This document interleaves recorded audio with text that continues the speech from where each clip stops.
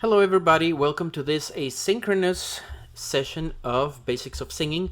What I want to do is basically review the vocabulary that we've been learning in class, organize it and break it down in a way that's easy to recall and easy to apply, not only to your final exam, which is in a few weeks, but also in real life.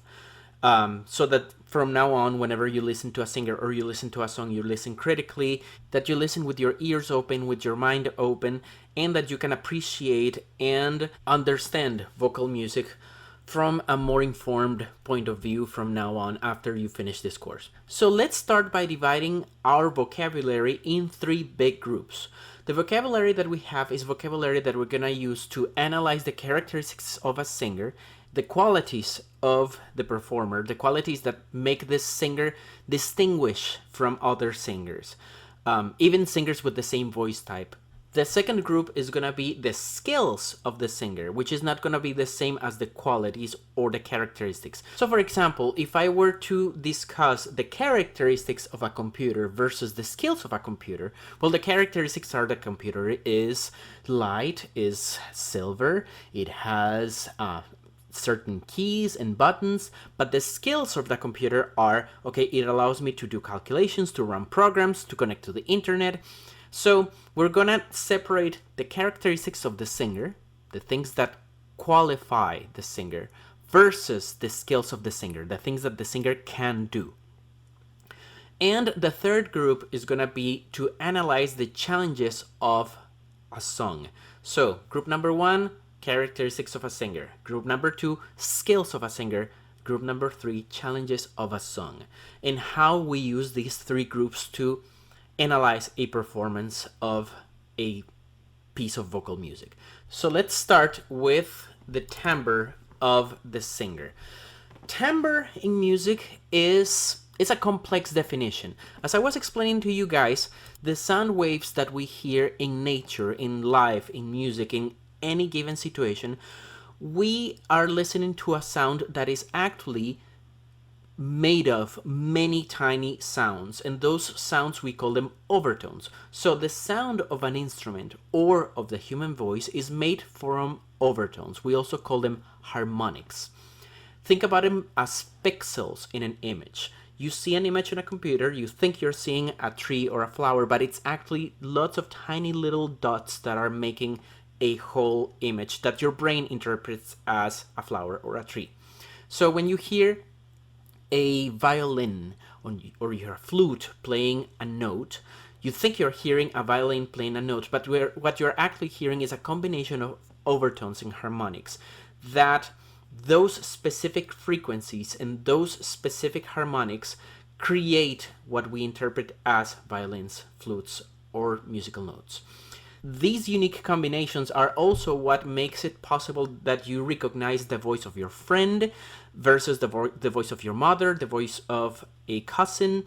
What you're actually listening to is this specific combination of harmonics, of overtones, that when they combine, they sound like your mother, they sound like your cousin, or they sound like a musical instrument.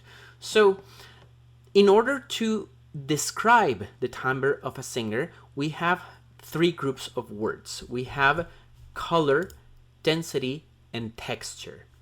The color of a timbre, we're going to talk about colors that are bright, dark, or opaque. A bright color is usually the combination of lots of high overtones or high harmonics, harmonics that are high in pitch. So for example, if I play this note on the piano, that note, the brightness of that sound is the product of lots of very, very high overtones. If I'm describing the brightness of a voice and I'm singing a note that's equally bright,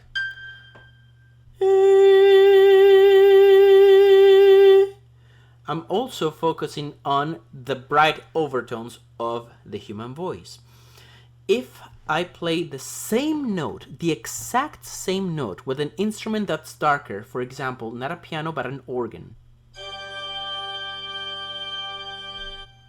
there is a much darker timbre to that organ because it's full of lower darker overtones.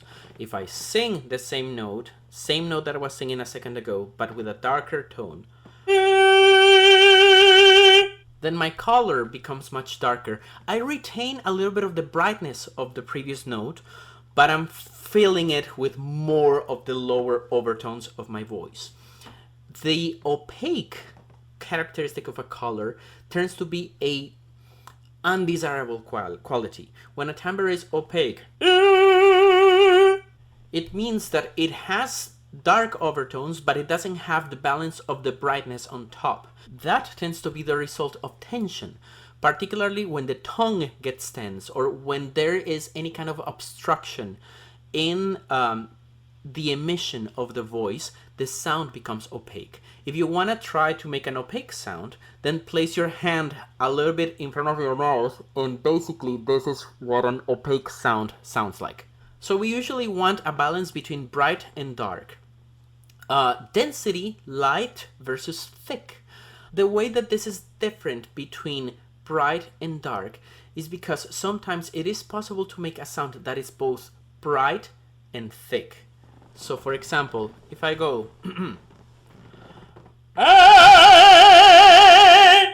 and that is the same note that I was singing a second ago, that I am increasing a lot more the space inside of my mouth, the openness of my throat, the amount of air that I'm using, and the result is a much thicker sound.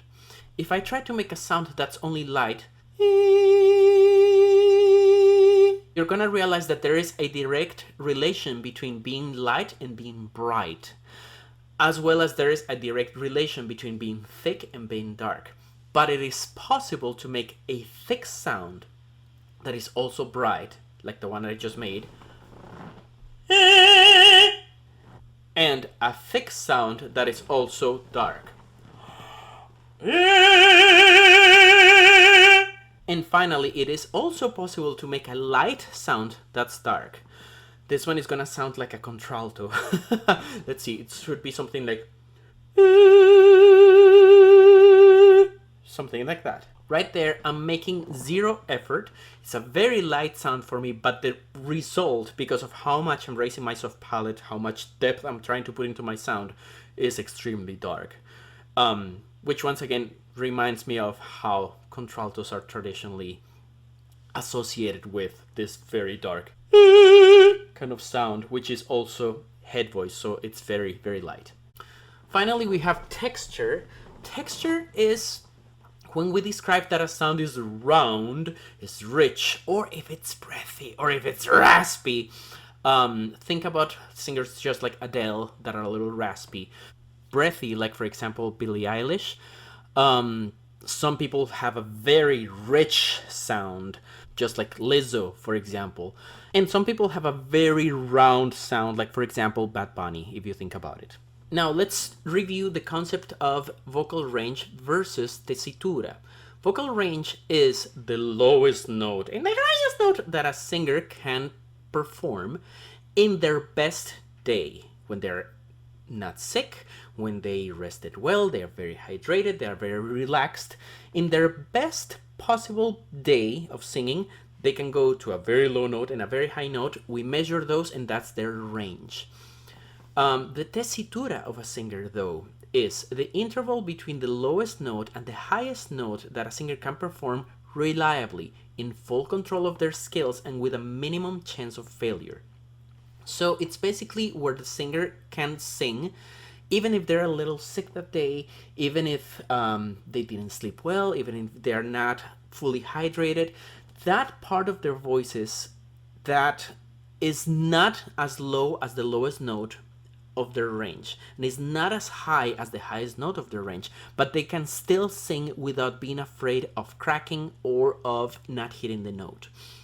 Some rock and pop singers tend to showcase a very large range in the recording studio, but when they sing live, they tend to rely only in their tessitura. Like, they don't go to the highest note that they can sing in their best days, because once again, if they're singing live, they're probably tired, they're burning stamina, they're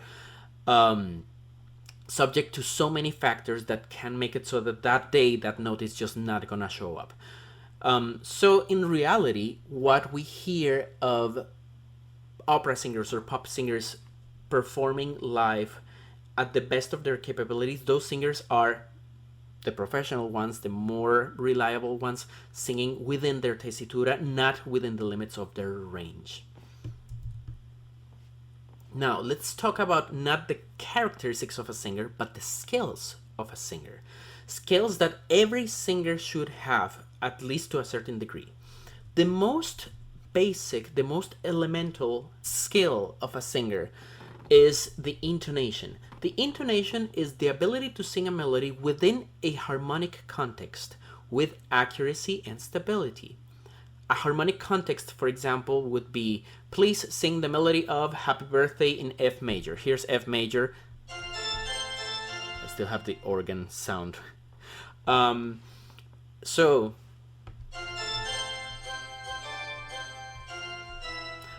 happy birthday to you, happy birthday, something, something. So that is a singer in a harmonic context singing in pitch or with their tonal center that is clear, that is steady. Another example would be sing Caro mio ben in C major. Caro mio ben, for example. So having a melody in a key means having to perform a series of notes that are coded within that key. So if I'm singing Caro mio ben, I have to sing that melody in one of these 7 notes until the B section when things get interesting. But in general, or if I'm singing Happy Birthday, I have to sing within one of these 7 notes.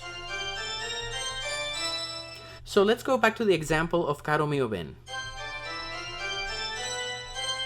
Caro mio ben, credimi almen. If I sing a note that's not part of those 7 notes, if I do Caro mio ben, that's when we say that a singer is out of pitch. Or if I become a little too flat or too sharp, Caro mio ben, that is me not singing in pitch, not being able to maintain that code of 7 notes more or less. The scales tend to vary depending on the style, depending on the genre, but in most pop music and tonal classical music, what we have is a scale of 7 notes. Now, for some people, they have a natural affinity to sing in tune, to sing within a scale. They hear this harmonic context and they can sing in tune perfectly fine. Some other people have to work harder to train their brains and their ears and their vocal cords to get the same results or good results.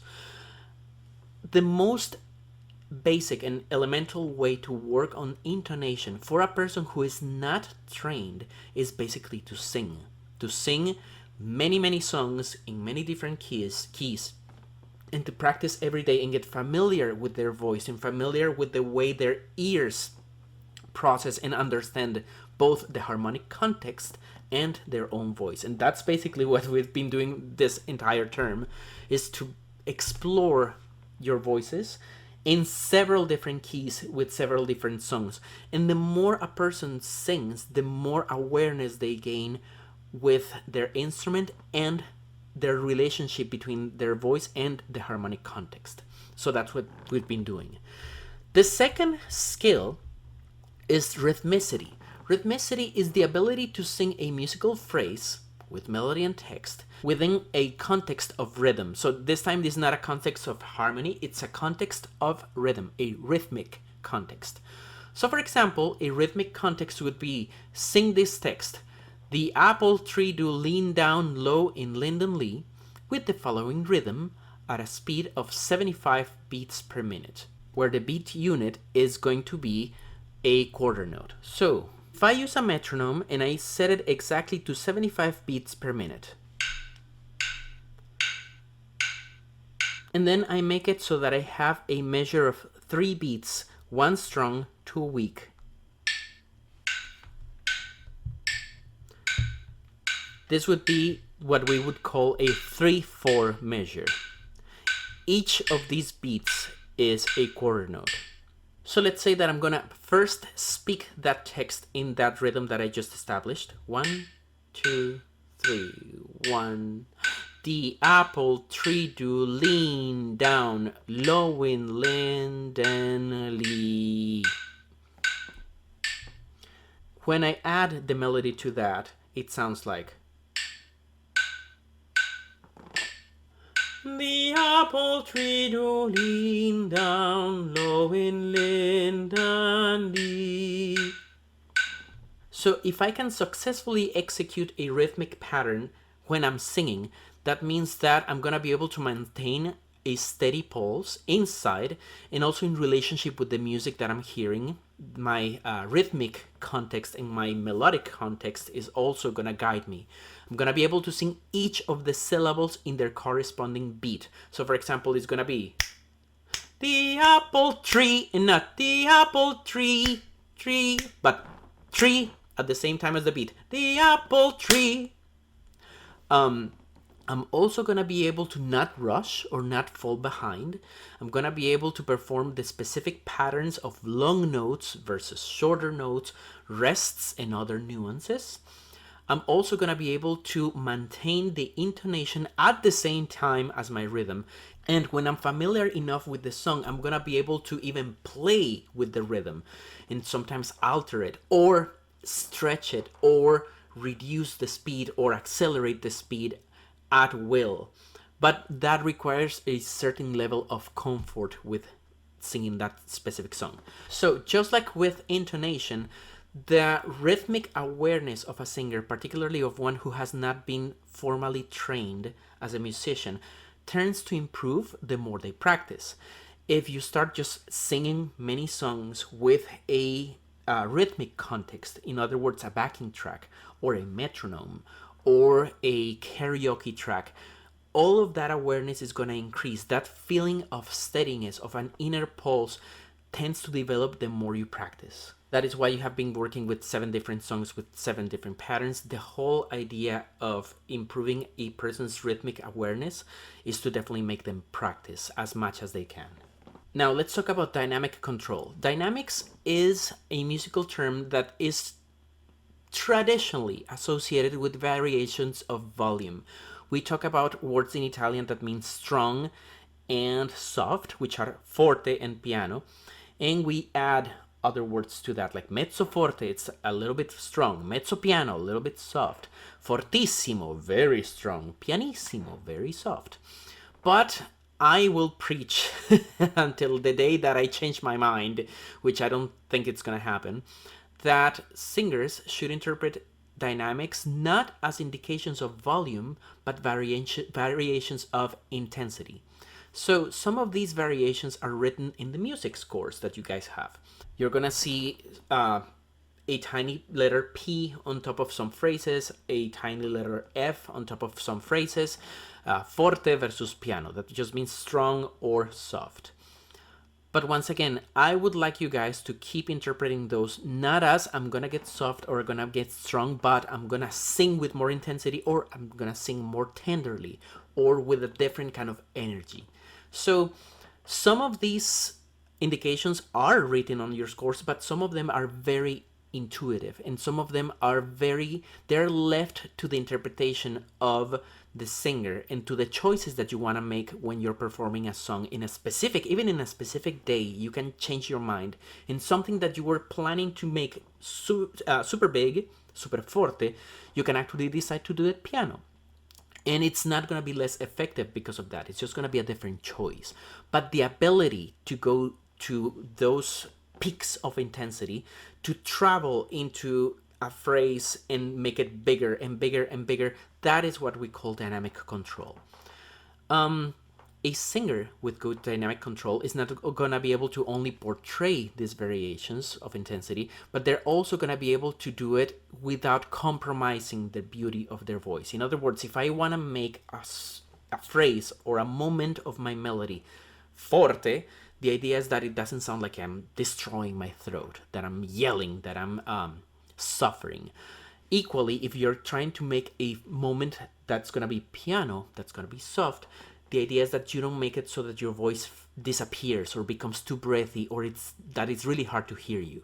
The more professional executions of dynamics are done in a way that you can still be heard by your audience, in that your vocal health and your vocal integrity and your vocal beauty are never compromised. Now, let's talk about the dramatic expression of a singer.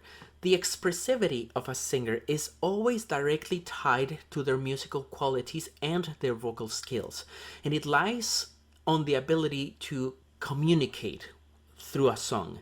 So a singer that can use a variety of resources, their facial expressions, their body, their hands, their feet sometimes, the way they emphasize certain words of their text, the movement of their body, their posture, the way they turn to the left, or they use their eyes, they change their gaze. All of these resources work to improve the way a singer transmits a specific message to their audience. And guess what? Just like with rhythmic awareness, with intonation, even with dynamics, the dramatic expression of a singer improves the more they sing. But this one has a trick.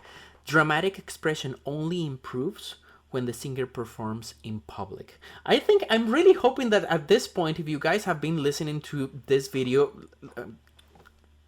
kind of like as you should from beginning to end without stopping, paying attention, you're starting to realize what my whole plan for this class is.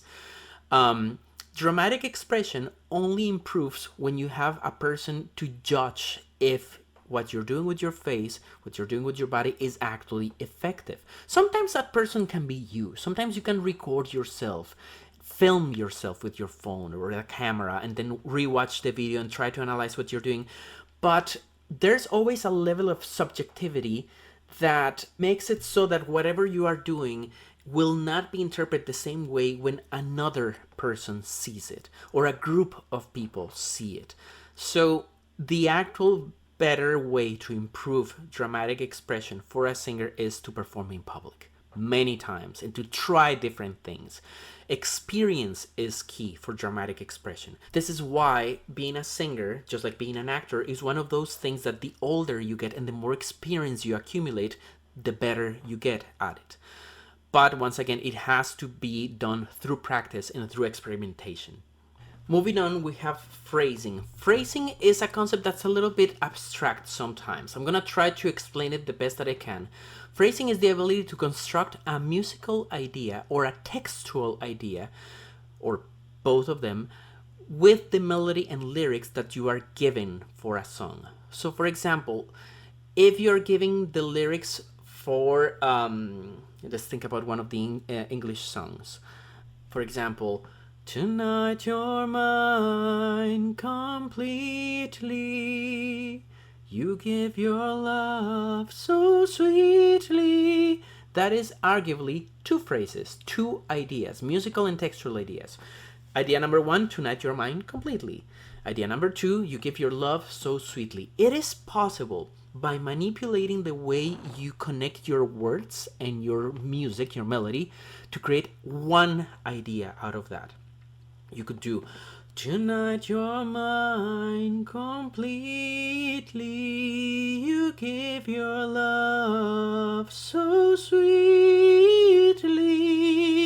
And then because I didn't breathe and I went straight through the entire text, that is just one phrase. I can also start cutting my phrases and make four ideas out of that. Tonight you're mine completely, you give your love so sweetly tonight. And then I decided to connect sweetly with the next tonight. Those choices of where to breathe, where not to breathe, where to energize your phrase, where to direct your text into the next line, that is what we call phrasing. Remember the example that I gave you. The student, says the teacher, is a star. In that phrase, the student is a star because the teacher says so. But if I say, the student says the teacher is a star. Then the student is the one saying that the teacher is a star.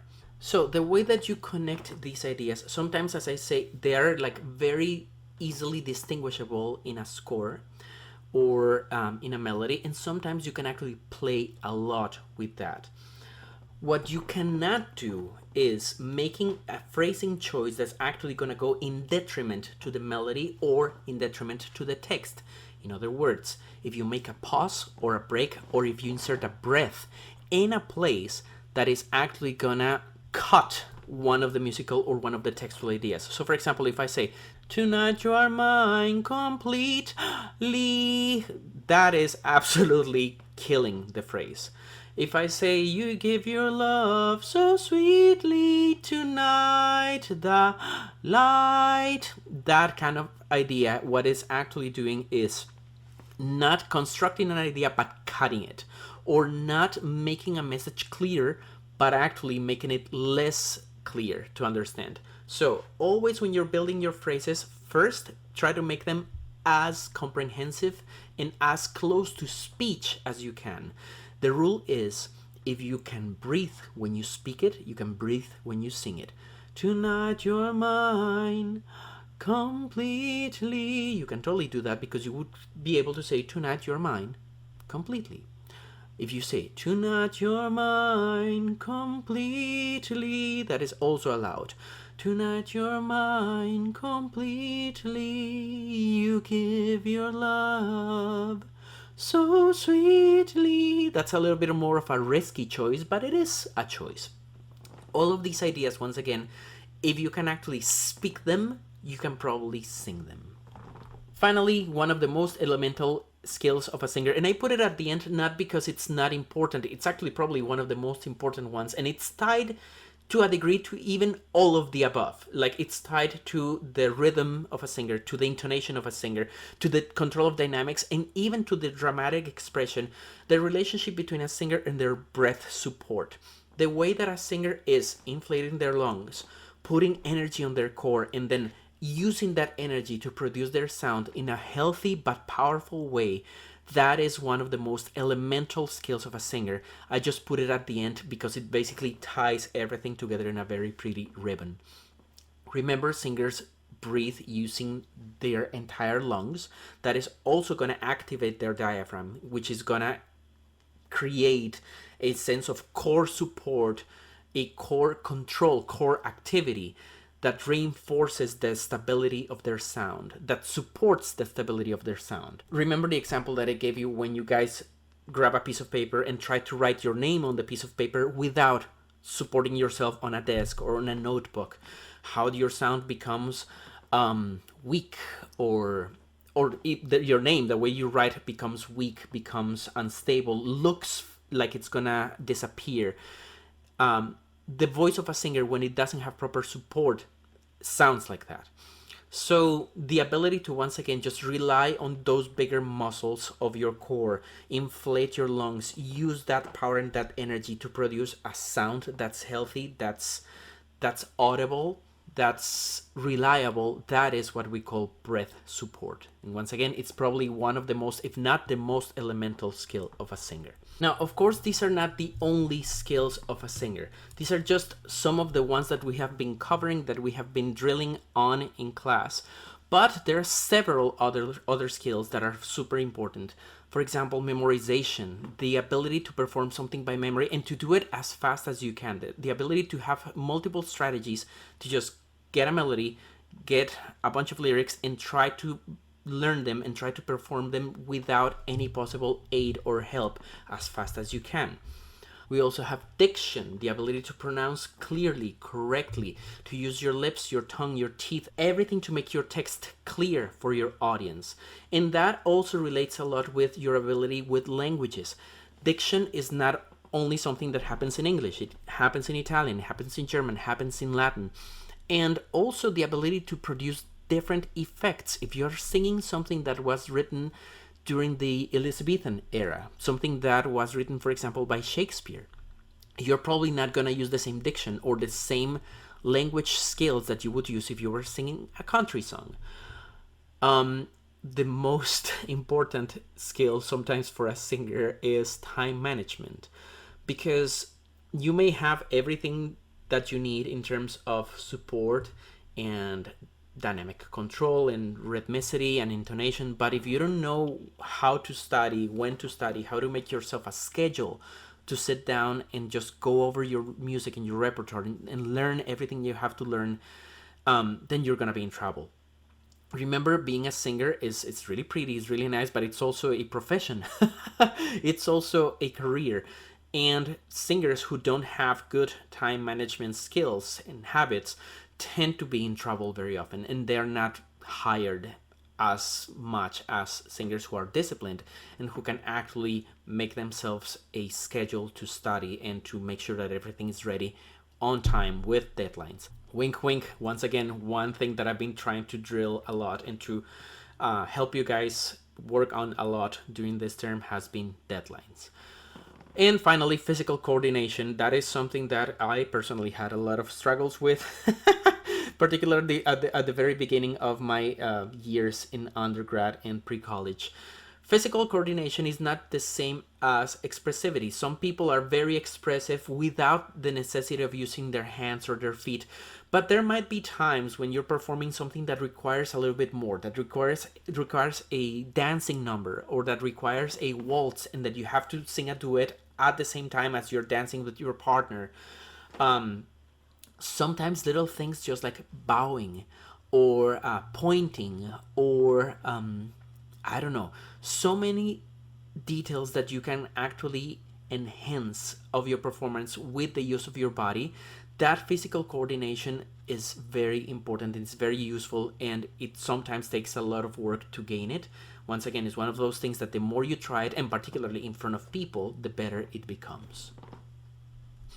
Now let's move on to challenges and complexities of a song. That is the last part of the analysis of a performance, which once again you're going to have to do for your final exam. You're going to analyze the qualities of the singer, you're going to analyze the skills of the singer, and then you're going to analyze how they interact with the complexities of a song. And our first complexity of a song is, guess what? It's a familiar word, is tessitura. So if tessitura is in a singer the area of their vocal range where they can sing more reliably with more control, the tessitura of a song refers to the overall pitch height where most of the melody sits on. So for example, if we think about a song like Chandelier, I'm gonna swing, if you think about the verses of that song, the tessitura of the verses is very low. Ba-da-dum, da-da-dum, something, something, blah, blah, getting drunk, da-dum, da-da-dum, getting da-dee-dum. But right when they jump into the chorus, I'm gonna swing, that all becomes extremely high. It's a very, very high tessitura. In the other hand, if you think about one of the 7 songs that we assigned, which are, for example, Hallelujah, the original Hallelujah by Leonard Cohen. If you go to YouTube and listen to it, that's extremely low. I heard it was a secret chord. That's a very low tessitura.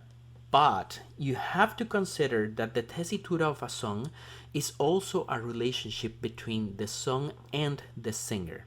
So let me give you a more concrete example. If you think about Chandelier being sung by a coloratura soprano, a person who can go really, really, really high,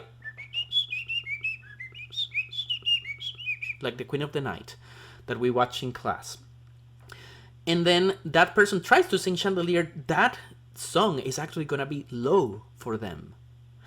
If we change the key of Chandelier and we raise it about a fifth, then the song becomes again high for this person.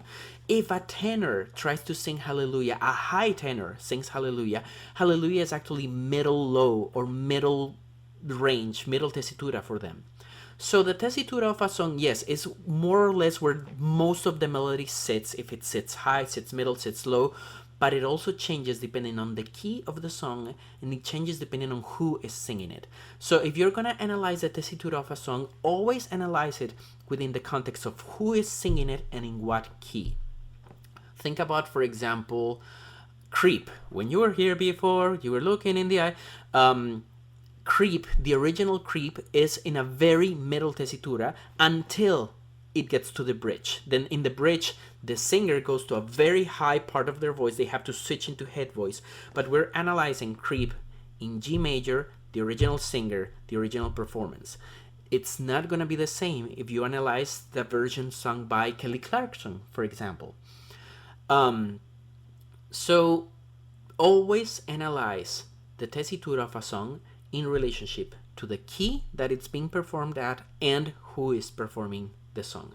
Now, you don't really have to know the key that a song is performed at. It doesn't really matter if the song is D flat or F major. What you need to listen for is if the song is being performed in a key that works well with the voice of the singer who's performing it. If, for example, the intense moments fall into a middle high or high part of the tessitura of that singer. If the delicate moments fall into a middle or middle low part of the tessitura of that singer. So, for example, if you're thinking about singing Hallelujah, which all of you already did, I think, and you want to know what key to sing, you should sing through several of the keys that are available on Canvas and choose the one that feels more comfortable and more in control. Once again, the idea is to analyze the tessitura of the song in the context of the voice of the singer and the key that you're choosing. If you choose a key that falls into the lower part of your voice, then the tessitura of the song is going to feel low. And the people, your audience, is going to feel that song, is going to hear that song falling into a lower tessitura. If, by the contrary, you choose a key that's a little too high or on the higher side, the audience, the public, is going to feel that the tessitura of that melody falls into the middle high or high part of your range or of your tessitura. So once again, it's always in relationship to the song, the singer, and the key. Now, the tessitura is one of the vocal challenges of a song. There are also musical challenges of a song. The musical elements that are present in a piece can be very complex sometimes, just like the melody. It can be very jumpy, it can be very fast, it can be very atonal or weird in relationship with the harmony. Some songs are more catchy than others. Some of them are just jumping all over the place with intervals that are complicated to tune. Some of them are more like in a scale kind of format. Those tend to be a little easier. The rhythmic patterns of a song can also be a very important challenge. It's not the same to sing a song that is going to be just quarter note, quarter note, quarter note, or eighth notes within the woodlands, flowery gladed by the oak tree's mossy mood. Something straightforward like that versus something that's going to be more complicated. So, for example, for you guys who know a little bit of musical theater, the famous "I like to be in America, everything free in America, na na na na na America." That 1 2 3 1 2 2 1 2 3 1 2 3 1 2 2 1 2 3. That is actually a very challenging pattern. Actually, that entire musical is full of very challenging patterns and melodies and everything. So some songs are definitely going to be way more complicated rhythmically, melodically, and harmonically than others. I don't know if you guys are familiar with the famous melody. That's Greensleeves. Alas, my love, you do me wrong. There's a composer named Benjamin Britten who decided to write that song with a very weird piano accompaniment that absolutely helps you in nothing when you're trying to sing the song. There are very pretty arrangements of that song, but this one in particular that I'm thinking about is it's one of those that, yes, you know your melody, you know your rhythm, but then the piano is doing something very different that complicates your life. Some songs are going to be like that. There's also songs that are going to be complicated not because they're difficult, but because they're easy. Let me explain. Think about a piece of music that is very repetitive or very short, or with a melody that is very tedious, or a rhythm that's very tedious. So, for example, we're walking in the air, we're floating in the moonlit sky, the people far below are sleeping as we fly, rinse and repeat 7 times. Those songs tend to be difficult because it's hard to make them interesting, because it's hard to make them exciting. Because once you have heard a melody, I heard there was a secret code. Once you have heard a melody 3 times, you're like, yes, I got it, I'm over it. And then how do you actually spice it up? How do you add elements of interpretation, of phrasing, of dynamics to make that song more interesting? So once again, sometimes songs are not hard because they're complex, they're hard because they're tedious, and that is on its own a challenge to be considered. Finally, one of my favorite challenges in songs, and that I've been once again really insisting since the very beginning of this course: text, subtext, and context. A song can be more or less difficult depending on these 3 elements and the way that they're interacting with one another. So for example, text is what you have in the score. Let's see. When you were here before, couldn't look you in the eye, you're just like an angel, your skin makes me cry. Subtext is what you're thinking when you sing these words, where your character is experiencing the text that's under that text. So maybe that text is, oh my god, am I making a fool of myself by saying these words? When you were here before, couldn't look you in the eye. Maybe your subtext is, I'm gonna arm myself with courage, I'm gonna say these words in front of this person that I care about. Maybe your subtext sometimes is more complicated than that. Sometimes maybe it's loaded with emotional depth or saying the exact opposite thing. So for example, remember the example that I gave you with the nice shirt. If I say, oh, that's a very nice shirt, or that's a very nice shirt, or that's a very nice shirt, the intonation and the energy that I'm putting behind the same phrase those 3 times says 3 different things. Context is what happened before and what will happen after in relationship to the text of the song, and also it's what happened around the composition of a song. Who was the person who wrote that song? Was that person a good person? Was that person a terrible person? Was that person going through some important changes of their life in their life? What is the meaning of Walking in the Air, for example, when you consider that it's part of an animated short? When you know that it's talking about a snowman, that it's flying and that dies at the end of the movie?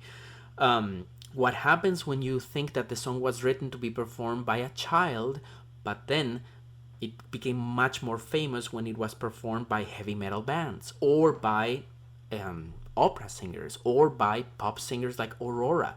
What happens if you find out, I don't know, that the poet of Walking in the Air was struggling with some kind of hardship, or a person that they knew was the inspiration for the lyrics? All of these aspects about the composition of a song, about the before, during, and after of the character, about the person who was the lyricist, the person who was the music writer, the purpose for the original song, all of these things will affect the way that you sing the piece. And sometimes you will want to know all of these factors and then throw all of that information away and make your own thing. I strongly advise you that whenever you're gonna do a choice as bold as that you're fully aware and fully informed of what you're doing. You don't want to take a song that you don't know, and this happened to a lot of people that I know. A song that's loaded with culturally sensitive content, and they were just singing it over and over again because they thought it was pretty, and then they realized that there was a context to the song that made it inappropriate for them to sing this piece. I don't think I gave you anything like that for these 7 songs, but it can happen. It may happen one day that you realize that a song that you thought it was just a pretty bunch of lyrics said something actually very dark, or a song that you thought was very serious was actually making fun of a specific aspect. I can give you several examples of these. Remind me in class and I'll give you many examples of people who were singing the wrong thing and they just didn't know. They were singing something that they thought was pretty. Okay? Wonderful. So these are basically all the words that I'm gonna be evaluating in the final exam. I'm not gonna ask you to give me text definitions. I don't want you to memorize the definition of any of this. I want you to be able to apply it.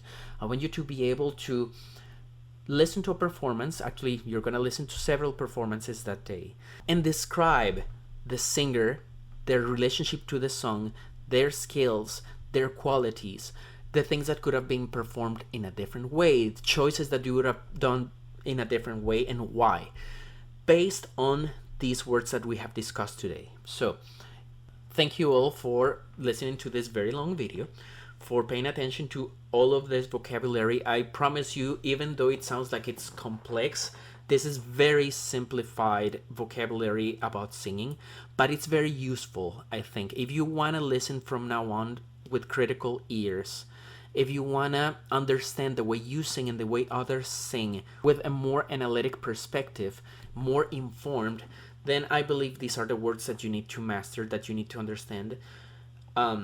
Please let me know if you guys have any questions. Have a great finals week, last couple weeks of the term. And yeah, let me know in class. We have only 3 more classes left. Let me know what things I can elaborate more on, what things you would like me to explain better, or what things you would like to go a little deeper into, or that you would like me to explain in a different way, okay? Thank you all, and have a great rest of your day. Bye-bye.